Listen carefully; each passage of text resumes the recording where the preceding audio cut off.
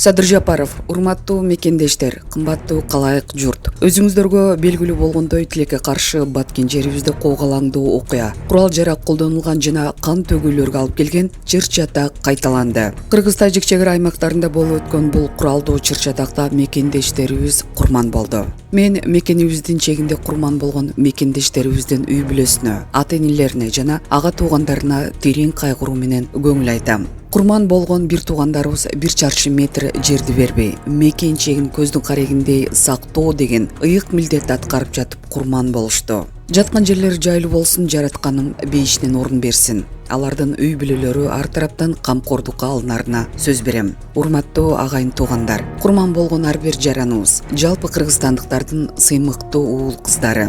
Ошондуктан эл журтубузга дагы кайрат айтар элем. Куралдуу кагылыштарда тилекке каршы кырчындай өмүрлөр кыйылбай койбойт экен. Кечеги окуяларда биздин эр жүрөк чек арачыларыбыздын жааган октон жалтанбаган эрдигине, душман биздин кайтарган баатырдыгына чоң ыраазычылык билдирем. Манас атабыздын каны айланган ар бир азаматыбыз үстөккө босток атылып аткан октон жалтанбай, чек арадан артка чегинип бербей, бекем туруп беришти. Мына ушундай эр жигиттерибиз турганда Кыргызстандын аймактык бүтүндүгү бекем сакталат деп ишенем. Бул куралдуу кагылышта жалаң эле биздин жарандарыбыз өлүмгө кириптер болгон жок. Ыкчам маалыматтарга ылайык, тажик тараптагы оор жоготууларга учурады.